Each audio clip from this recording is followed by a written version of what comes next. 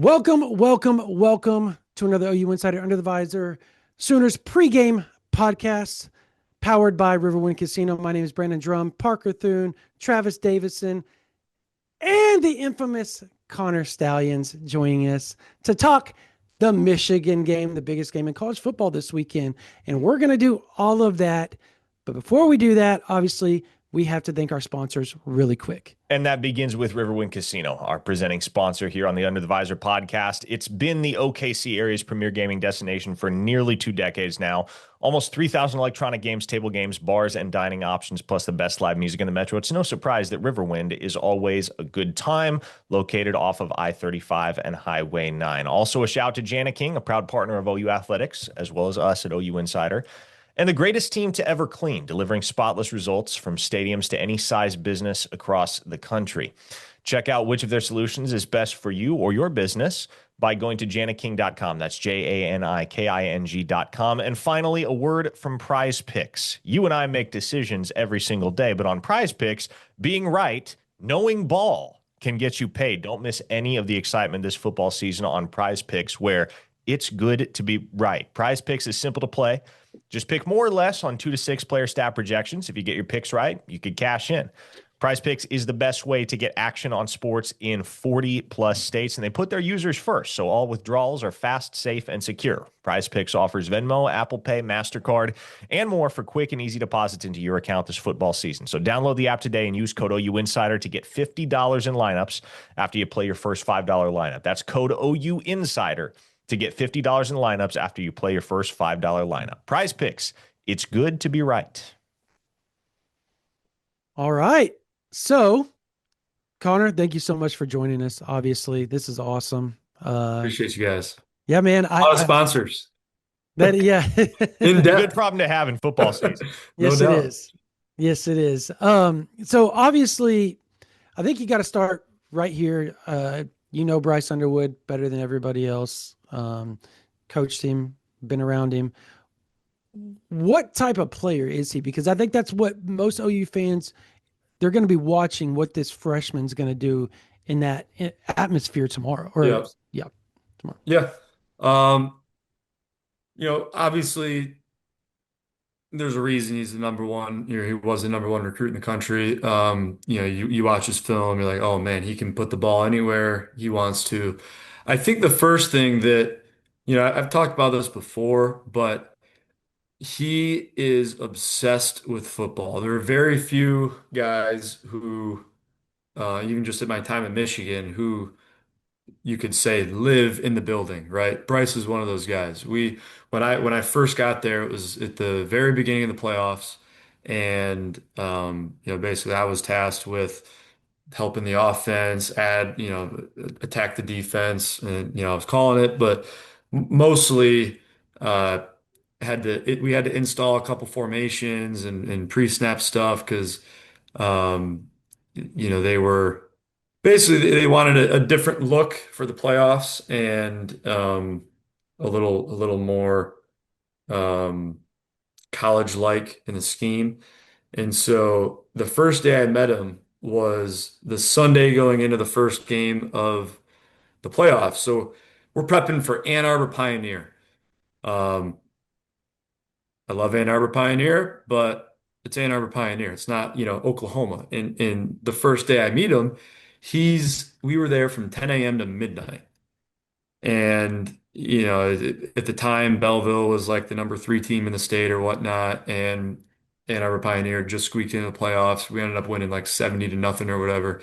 And my first impression of him was, holy cow. I mean, this guy is obsessed with football, and he's teaching me the playbook, what they had, and then I'm asking him, well, can we add this? Can we add that? Do you think everyone can handle that? Because I didn't want to put too much on their plate in such a short amount of time. And the whole time, Bryce is just writing on his notepad, and he's, oh, keep going, keep going. Yep, don't worry about that. I'll take care of it. I'll make sure everyone knows this. And, then it gets to the point where I'm like, all right, well, what time do you have to leave tonight? How much longer do we have? He's like, no, don't worry about that.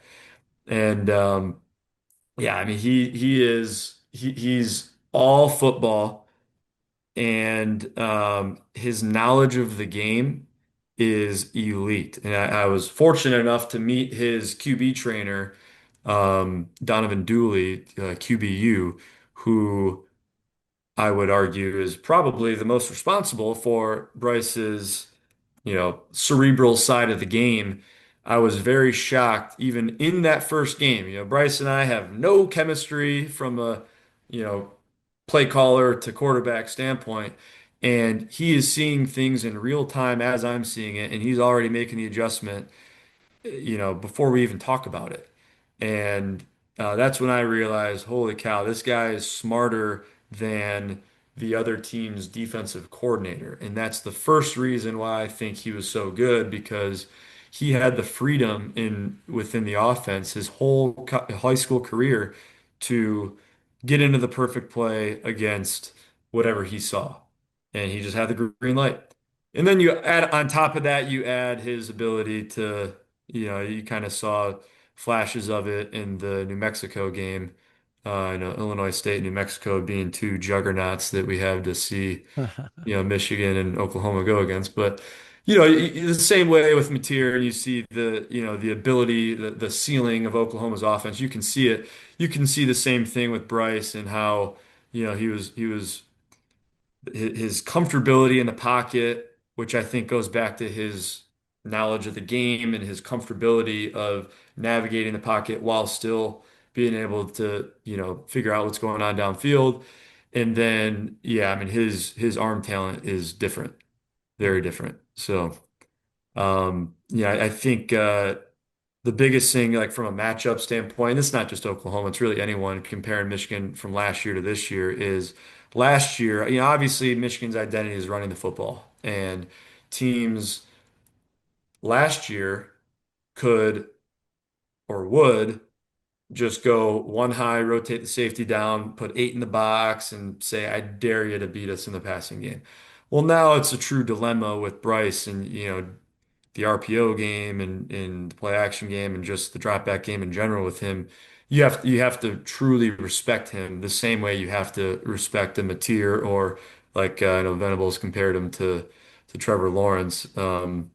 Yeah, I'd imagine he was talking about how early of an impact that he has as Yeah. Trevor did at Clemson. But um, yeah, I mean, it definitely changes the dynamic of the offense and truly puts defenses in a bind, so to say. Now, obviously, there are so many intriguing storylines going into this game, Connor. Two of the iconic brands in college Yeah. football. It's a top 25 Is this the matchup. first time Michigan Oklahoma's played? The second time they played each Okay. other in the 1976 Orange Bowl. That's the Oh only yeah, yeah, I previous remember that one. Yeah. So yes, uh, Sharon Moore, OU alumnus, Yep. Yep. second year Michigan head coach. Man, you give us your slant on Sharon Moore since taking the helm at Michigan. Obviously, he was on Jim Harbaugh's staff before he became Yep. the Wolverines head coach. But what can you say about Sharon Moore, his leadership, and the way that he's going to prepare this Michigan football team for a road test in a building that he's very familiar with? Yeah. Because I was on the defensive side of the ball at Michigan. Obviously, it's a very family-like atmosphere where you're pretty close with everyone. But my lasting impression of Coach Moore was always so during a game week. I mean, sometimes I slept in the facility. You're there till 2:30 a.m. You just knock out on the couch, wake up at 6 and do it again. And every time it'd be like 1 a.m. or midnight, and I'd go to the bathroom or go get a water or something. And I had to walk by his office to get to. I was like in the back corner. He was always in there. Like he's another guy. I would imagine that's why they're a big reason why Bryce, went to Michigan and why I'd imagine he and Coach Moore get along really well is because Sharon is he's the same way as I was describing before of just there's guys who love being around football and then there's guys that love football, right? And he's one of those that really loves football. And so um knowing him, I know he's had this game circled, for probably over a year and has been, planning, whatever he's got up his sleeve for this one. But yeah, I mean, Coach Moore last year was, yeah, be careful how I word this, but just like he wasn't passed over the greatest of situations, right? From a roster standpoint, from how many guys we lost to the NFL after the championship, and the coaching staff and the even like Coach Herbert, the strength coach, going to LA as well. I mean, that's not an easy thing to do, and the timing of it that is overlooked. The transition happened after the portal, right? So, well, what do you do? You know, it happened after the not just the portal, but the coaching carousel. So you're basically, whatever hand you're dealt, that's the hand you're playing with for the whole season. There's really nothing you can do about it. And now, on the recruiting trail, as you see Michigan's gaining a lot of momentum there. Obviously, with Bryce, that helps with just having a number one recruit in the country. And people like to go play. Obviously, you get in Oklahoma's QB dynasty over the last decade or so. Guys love to play for Mhm. teams that have an elite quarterback. So, yeah, definitely picking up momentum there. And um, I think it took some time. And I mean, playing Texas week two with the hand he was dealt wasn't easy. But I think, this year, obviously, this game is for both teams a very big test that is the winner will have so much momentum, right, going into conference play that the loser obviously can still get into the playoffs. It's 12 team playoff now, so it's not the end for the loser, but this is one of those games where whoever wins is going to have such a confidence boost, and I think obviously both staffs have primed themselves to be in that position, and this is one of those for Coach Moore back in Oklahoma that if he wins this, I mean, the recruiting is going to even take off further, and the team gains all the confidence. Yeah. Same thing for both sides. So So, you mentioned the Pioneer game with Bryce. He went 13 of 15 for 6 touchdowns and 243 yards in the first half, right? So we know he's got an arm. We know he can do all that. Well, what a lot of Michigan fans are saying, and a lot of media and whatnot are saying, well, you know, we didn't show anything, much like we didn't against Illinois yeah, State. We didn't show anything against New Mexico.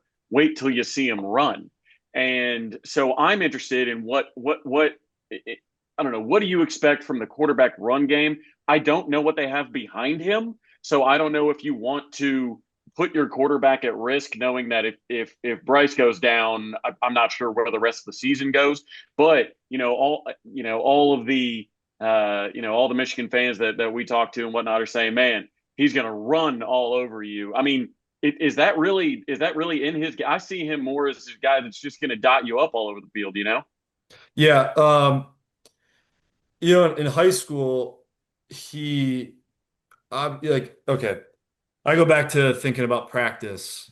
At the end of practice, and they're running, sprints or whatever, competing with each other, and he won every single sprint. So he is fast, competitor, athletic as crap. But you're right, in my opinion, on he's more of a pocket passer, right? And who can extend plays. Like, oh, he's dangerous where, if you just go cover one and don't leave anyone to spy on him or like a robber to be able to pick him up if he gets out of the pocket and runs. I mean, he's dangerous there. But yeah, I don't again. I'm not on staff, so I guess I could say what I want. Oklahoma fans can read into it, but I wouldn't expect a lot of design quarterback run. I think JJ is more of a design QB run guy than Bryce was or is. Hmm. So I wouldn't expect that too much. I also don't know if that's really needed or as you're saying, like necessary. Like why risk too much of that if you don't really have to? And I think Michigan's run game on its own is fine, I mean, more than fine, very efficient. And you know, uh, you get Justice Haynes and Jordan Marshall. in the backfield. I think if anything, um, I saw some sprinkles of this in the Michigan-New Mexico game where they showed a little bit of split gun with Justice Haynes and Jordan Marshall in split gun next to Bryce, and they showed a little sprinkles of like a triple option RPO type of thing, and I think that is the most you would see with him being, designed run. But that I mean that'd be dangerous too. So I'd like to see that. And if they don't, hopefully Oklahoma is watching this and then has to prepare for something that Michigan doesn't do. But I don't know. But I'm with you on he's more of a pocket passer who can beat you with his feet and extend plays. I know he is. Yeah, he's a passer. He's a passer first, but he'll extend play. Like JJ really extended plays a lot, right? And I think that's where his value really you saw it at Michigan because obviously he wasn't asked to do a whole lot in the passing game, but he made plays that people just take for granted because he's JJ, and he just extended them. Did what he did, and he's just not turning the ball over. And I think that's Bryce is similar in that standpoint, but you're not gonna. I doubt you see a lot of design runs.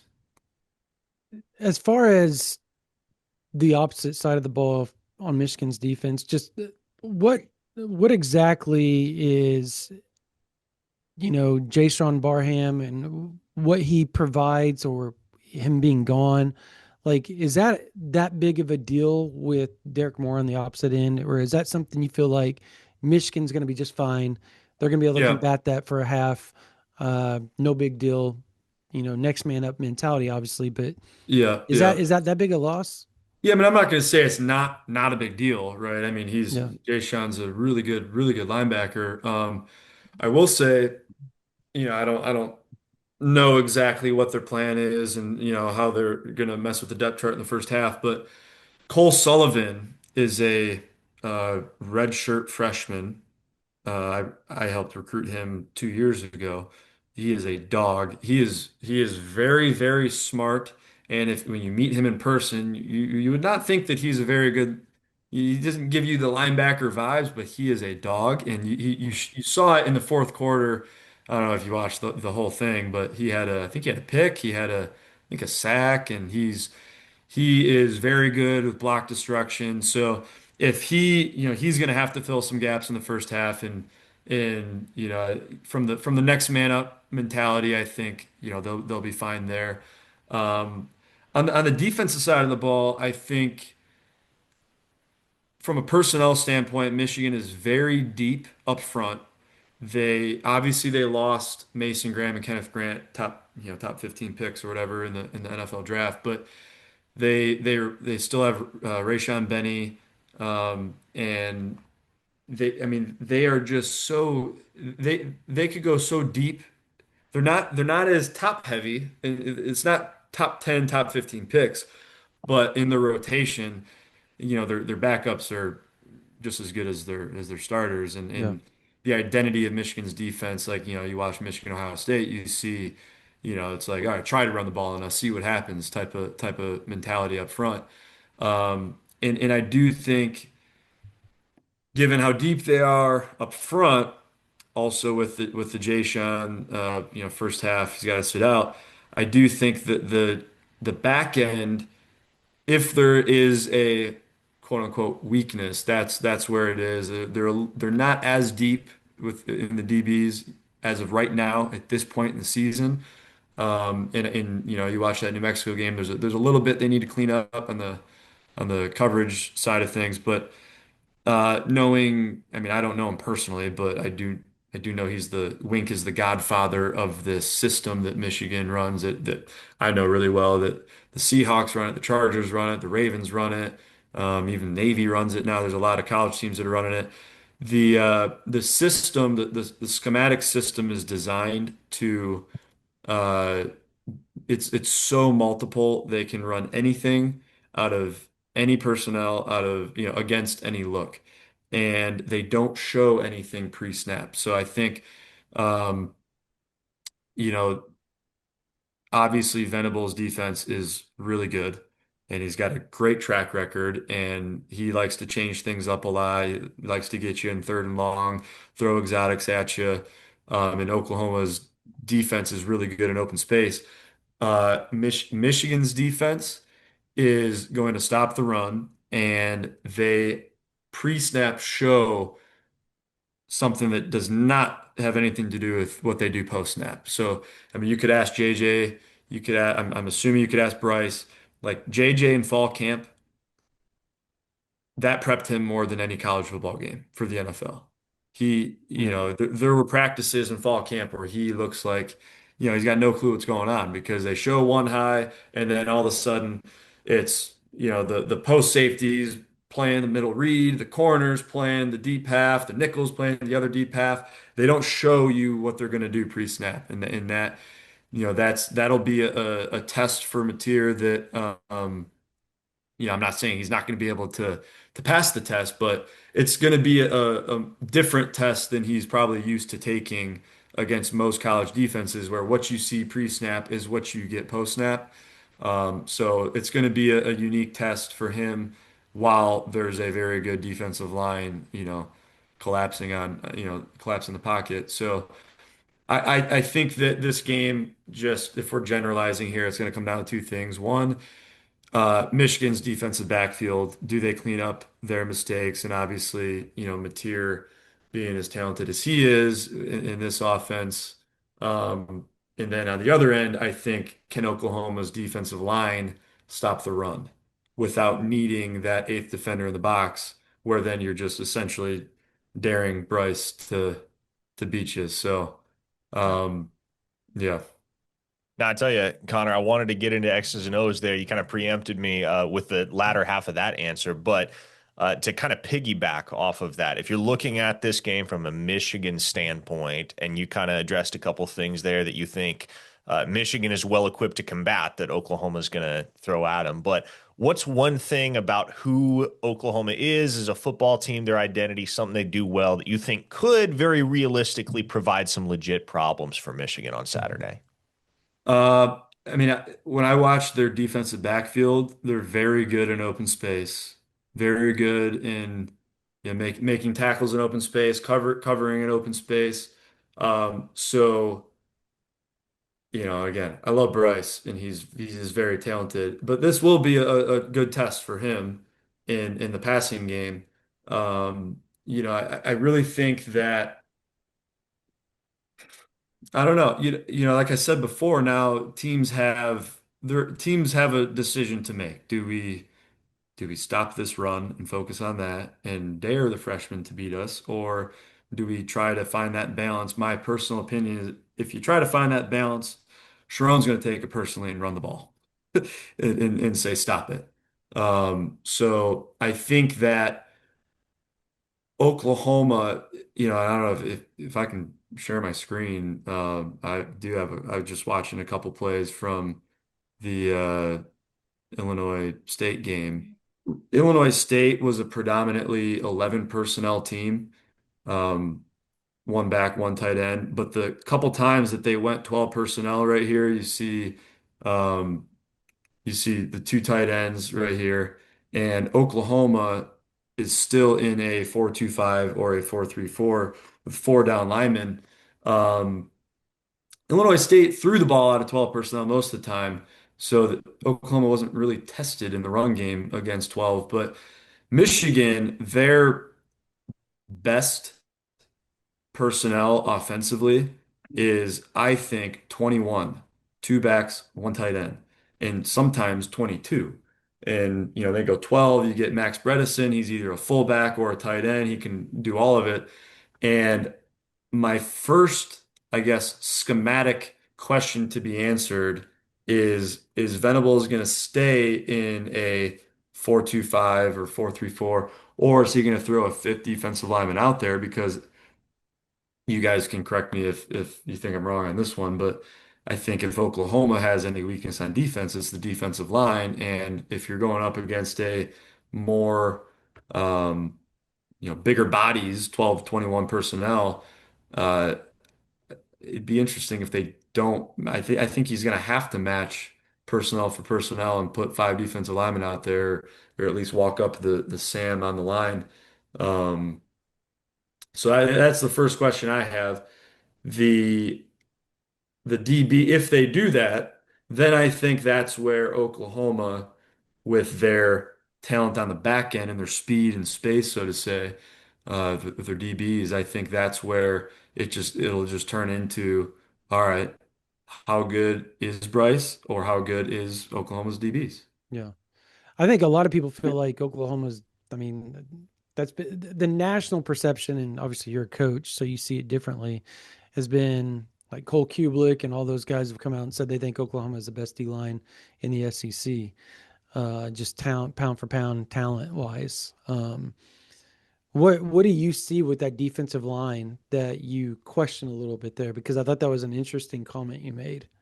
And again, my comment is solely off of watching this Yeah, game yeah, from yeah, Illinois for State. sure. I've not, I'm not like digging deep into the roster, into games last season or whatnot. But there's just a couple clips that stuck out to me. Like, I mean, actually, towards the very beginning, let me pull this one up.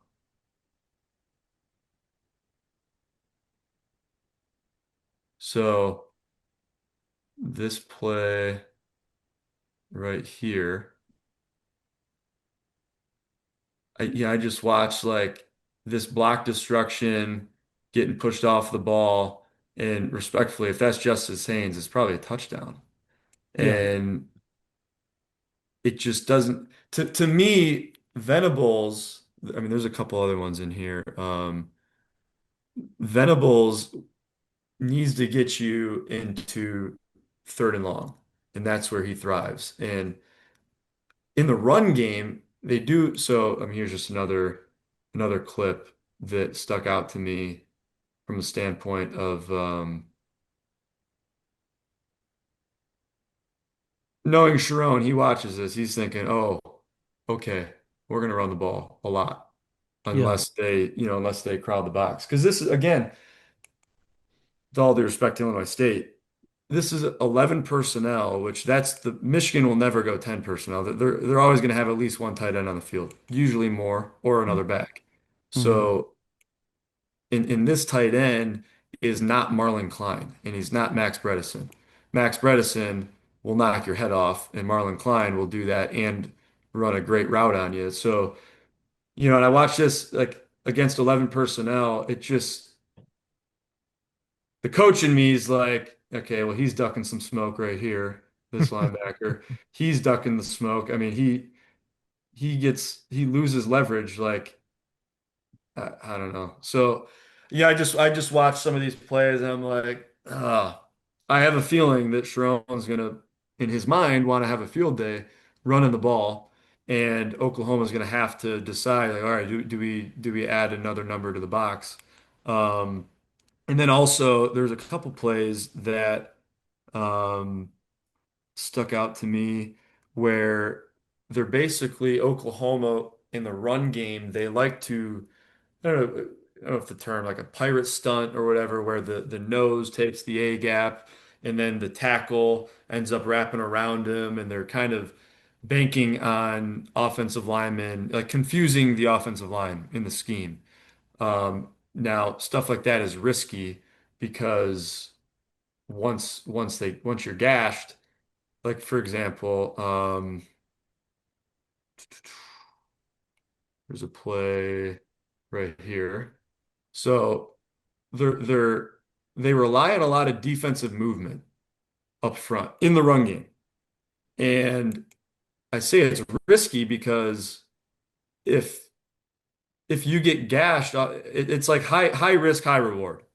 Where yeah, if you're slanting the defensive line and blitzing the guy, and the more movement you have up front, yes, you might end up getting a tackle for loss because it can be a little confusing.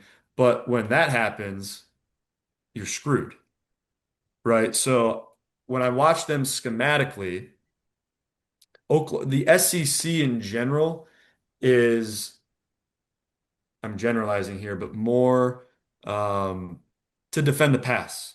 Mm. It's a very pass happy league. And, you watch like Michigan and Ohio State, it's Michigan goes into these games with like, okay, you can be ready to stop the pass. Good luck stopping the run because, their mentality is we're going to run the ball until you stop it. And if you don't Yeah. stop it, we're just going to keep doing it. And so I think I just go back to this is like an identity clash type of game. Both teams, both defenses are elite in their own separate ways, where um, Oklahoma's used to rushing the passer and being very good on the back end. So when again, without watch, I've only watched this one game, but the like Ohio State's defensive line is really good rushing the passer, Yeah. but there's a huge difference between rushing the passer and stopping the run. And so are they able to do both is the question. I'm not saying, and obviously I'm not saying Oklahoma isn't going to be able to stop the run at all. I just think that's where I'm most interested in this game in watching. Oklahoma is not going to be able to do all these pirate stunts and blitzing with movement and try to stop the run with that. They're going to have to be gap sound and their nose is going to have to win the A gap. Their tackle is going to have to win the B gap. Their linebackers are going to have to press the line of scrimmage and strike a guard that's running at them and get off the block. There's no way around that. They're going to have to do that, and there's nothing schematically that you can really do to get around it. And again, I'm not saying they're not going to be able to. I just think that to me that's the biggest Mm. uh, question mark, right? Yeah. If Michigan is going to be able to do what they want in the run game and Oklahoma is going to have some trouble up front, then I think Michigan wins. If Oklahoma maybe say they add a number to the box and they stop the run because of it and they put the hands, they turn it into a Bryce versus our DBs type of game, then that's the other question mark of, okay, well, let's see. Can Bryce do it in that atmosphere against an SEC defense with a very good, defensive backfield and a very good pass rush? So if this turns into a game where Oklahoma gets Michigan into third and longs, then yeah, I do think that Oklahoma has the edge with Venables' defense, the scheme, and the talent behind it. So I think this is just going to turn into I'll say this. I don't even know what the over is, or what the over and under is. My gut instinct, whatever it is, whatever Vegas set it at, I take the under. Mm. That's just my Yep. gut instinct. Yeah. Yep. I 46 and a half, I think is what I got it Take the at. under. And If they set it at 30, I'd still I take the under. yep. Whatever it And is, whatever they think, take the under.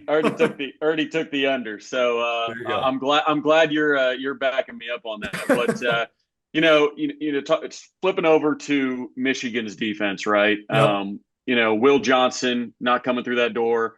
Dax Hill from my neck of the woods here Yep. in Tulsa, Oklahoma, not coming through that door. But you've got some talent on the back end. Obviously, Rod Moore will go down in history in Michigan for his contributions and whatnot. Yep. Elijah Dotson, former player years at Belleville, top Yep. five safety in the country that ended up flipping as well from LSU to Michigan. So He got moved you've to got corner some, too. yeah, but got some guys back there, right? So, but when you look at the Michigan defense, you think front seven, right? At least right now. So, I think Oklahoma looked at what they did against Illinois State a week ago and said, "Hey, John Mateer threw for 400 yards, Yep. on 80% completion or whatever." And just kind of took apart that Illinois State defensive backfield, which obviously Michigan is going to be a step up from that. But I think we can all agree that Michigan's strength is in their front seven. Yep. So, what are the names that OU fans need to know on the back end of that defense? And how do you see them defending John Mateer, a guy that wants to let the ball fly down the field, especially at home? Yeah. First on this topic, I do think, I probably shouldn't say this and give them any ideas, but if I'm Oklahoma, I'm going up tempo. I'm getting as many snaps as I can. We want to sling the rock like left and right. Kind of the approach that Ohio State took at the end of the first half of the Michigan game last year, and they scored. And then after that, they slowed it down. I think if this game turns into you know, a drawn out, aka like a short game, because there's fewer possessions. I think Michigan has the edge there. Um, so yeah, Oklahoma, in my opinion, would want to get as many snaps as they can and forget Mhm. about time of possession, just go, go, go. But as far as Michigan's defensive goes, from a personnel standpoint, I think a couple fun names. Brandon Hillman is one. He is a what is he? A redshirt sophomore? Sophomore. Um, Junior. Sophomore, yeah. okay, so I don't remember if he redshirted his freshman year or not. So Yeah, he's a junior on okay, the depth chart. got it, So got it. So he that guy. I love Brandon. He's got some loose screws, and he will run downhill Mhm. and hit you. He does not care. Watch some of his interviews. He's pretty funny, but yeah, he's an animal at safety. I don't know if Rod is playing or not. I saw that he was questionable. Obviously, even if he is playing, I'd imagine he's not going to take the vast majority of the reps if it's his first game, right? But that would just add some depth in the rotation. Jair Hill is a good corner. And if we're sticking on the back end, I think they're they're talented. I just don't know how deep they are. And but again, they make up for it with the scheme, and they change everything up schematically, and you really don't know what you're getting. And obviously, the same way, I'm sure Venables even left a lot more exotics out there. And again, that's why I hesitate when I base everything off of this Illinois State film. I mean, it goes both ways, and I understand that, but Wink. Wink will, it goes for both sides of the ball. I mean, he watches the film too, and I know he knows what they need to fix, and what they need to kind of cover up, and he does a really good job of covering up any weaknesses schematically. Um, but then yeah, up front, if Oklahoma is throwing the ball left and right, like I think they should or will, I mean, the name to know, I think, is Derek Moore. And he is, you saw it in that Bama bowl game. Uh, former Oklahoma commit Derek Moore. yeah, Yes. and Derek's the guy that he very quiet, very he grew up, he grew up in a rough area, Yes, he did. and very quiet, and just he's all about football and just all about work. And he's one of those guys that, like, when I was at Michigan, didn't really talk to him all too much, but he's just like, man, I'm putting all my chips on the table for this guy. I'm betting on this guy to have a long NFL career. And I think you're starting to see it. But yeah, I think, and then the other one, I'd be crazy if I leave him out. Ernest Hausman, linebacker. Columbus, Nebraska. Yep, yep. And originally from Africa, moved over at a young age. He is the I've never met someone who lives in the film room more than him. Hmm. He, I mean, he was there till 11 p.m. every day without fail. And he definitely knows the game and knows his assignment and knows his opponent um, more than anyone. And whatever deficiencies he has from a talent standpoint, he makes up for with his mind. He's always in the right spot. He always knows what he's going to get. And I mean, the guy watches maybe more film than I do. Um, but yeah, he's good. And then, you know, I don't know how much Oklahoma's going to run the ball, so the impact that the interior defensive lineman has, TBD. But Rayshon Benny's probably the best interior lineman. But I mean, they have multiple, um, Damon Payne, Trey. They got a couple transfers that add depth up front. But like you said, I mean, I think everyone knows Michigan's front seven is legit. So, Mhm. well, we'll see. I've got a bonus question for you. So I was born in Minneapolis, big Vikings fan. I Hmm. wanted JJ McCarthy for forever, and we finally got him in the draft. So uh, let's go a couple years from now. JJ Yep. McCarthy has ended the drought. He's led the Minnesota Vikings to the Super Bowl. Tell me how he did it, and tell me why you knew all along that he was going to. Okay.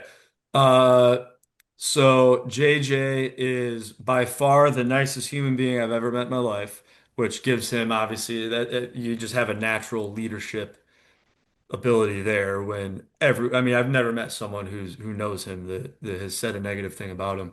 Um, and you see it. I mean, he's literally a captain before he's made a single start, which I mean, hey, props to him. Good for him. Clearly, they see the same thing that I'm talking about from a leadership standpoint. From a football standpoint, again, I think obviously, if you want to call this his rookie year, um, is he's gonna there's gonna be some rookie mistakes, I'm sure, just like like a freshman mistakes with Bryce. I'm sure that's inevitable, but uh, the he has a very good knowledge of the game again because he faced Michigan's defense, which is an NFL system, every single day in camp and sometimes in practice throughout the season, and that prepared him. He's very, I think his biggest strength as a person and as a player is his ability to just be in the present moment, and he does not let mistakes compound. And I think that's very important, especially as a young quarterback in the league. Um, and so again, he's going to be growing this year, obviously. He's not going to go out there and be a Hall of Famer right away. But like you said, they win the Super Bowl here in a couple of years. That is going to be because he plays within himself and he extends plays when he needs to. He's very unselfish. So I mean, kind of like at Michigan, they run the ball. He's not gonna, he's not a guy to want to get more stats, whatever the case is. He's just going to play the game that is presented to him and take what's given and take advantage of it to the fullest. He's got a great coach, obviously great weapons around him. I don't know if there's anyone in a better position than he is, at this age, right? Where if you're a top 10 pick, usually it's an uphill battle, right? With your team. And I don't he is in a tough division, though. I will say that the Lions, Packers, and Bears. I mean, for the Bears to be what most people perceive as the worst team in the division, I mean that's a tough division. So when naturally you have to play 6 games against the Lions, Packers, and Bears, that's tough. But he's got the right support around him, and he's got the right mentality, and I think. Kevin O'Connell's one of those QB whisperers, and you combine that with JJ and his attitude and his approach to the game. He's similar to Bryce, kind of like we were saying earlier, where I don't think Bryce is going to be running the ball much from a schematic standpoint. They're both similar in the sense that they'll extend plays. JJ will extend plays. I'm not gonna go out here and say that, oh, he's a top 10 quarterback in the NFL, but he's probably already a top 10 quarterback at extending plays, and that's what Mm. will help him. He's just gotta, he's gonna do this, but he's just gotta be smart and not put the ball in harm's ways and learn when to just eat the play, eat the down, and throw it away or knowing JJ, he's so competitive and there. Knock on wood on this. He's going to put himself in harm's way at some point where he's just like, screw it, I'm running and I'm going to lower my shoulder. It's like, oh, buddy, hey, this isn't college football. You're the franchise quarterback. Just slide. And I'm sure he's learning his lesson there. But I know he's sometimes he's just so competitive and he can't help himself. Like the touchdown run against, you saw it a little bit against Ohio State in the 2022 game in Columbus where there were a couple design runs and some times where he would just lower his shoulder. He did, if there's one thing about him, he is fearless. Um, so he's just got to stay healthy and understand that hey, the whole season rely on this one play sometimes, and sometimes you just got to eat the play and move on. But yeah, I mean, I'm confident in him. He's got the best attitude. He knows the game, and he's got a great approach, and he's a great teammate. There's no way any of his teammates aren't going to just rally around him. I guarantee, without even knowing his teammates, they're guarantee they love him. Yeah. Good. Well, man, we appreciate you coming on. This was awesome. Like the whole video and breaking down, like the fans are going to eat this Oh yeah, thing yeah, up. yeah, yeah. So No, and I'll say again, like I just a couple things that stuck out to me on the negatives. I don't I'm not going to show the Oklahoma positives. I'm not going to do that. But no, it'll be fun. It'll be interesting. You guys gonna be at the game? We'll be yeah, there. are you going Yeah, down? I am. Absolutely. I am. Come Oh, on, brother. there you We'll go. have to There we'll you have to meet go. up before the game. Yeah, Yes, sir. for sure. Absolutely. Yeah. For sure. Well, man, yeah, appreciate you. This is awesome. Connor, I really appreciate you coming on. This is going to be absolutely the most informative pregame podcast of all time. Not to belittle, Parker, me, and Travis, but You yeah. can belittle me. I'm okay with it. Yeah, that's all right. Yeah, I'm belittling myself. So yeah, that was awesome. We really appreciate it. Want to thank Connor for coming on. If you're not subscribed to this channel, please subscribe to the OU Insider YouTube. Please subscribe to OU Insider, ouinsider.com. Go to our Twitter, at OU Insider. Do you have, Connor, you're on Twitter. I see it. Yep. You don't get on much though, do you? Nah, I just usually someone sends me a tweet, like someone texts me a tweet, like, "Hey, look at this! Look at what Ohio State fans are saying now." Or, "Hey, look at this!" And then That's I go awesome. on and I decide, do I want to have some fun with this or not? And then sometimes I choose to. Awesome. Well, man, once again, appreciate you. But that's going to do it for this version of the OU Insider Under the Visor Sooners pregame podcast, Michigan version with our special guest, Connor Stalions. Thank you so much. Brought to you by Riverwind Casino. That's going to do it for Parker Thune, for Travis Davison, for Connor Stalions. My name is Brandon Drum. You guys have a blessed day.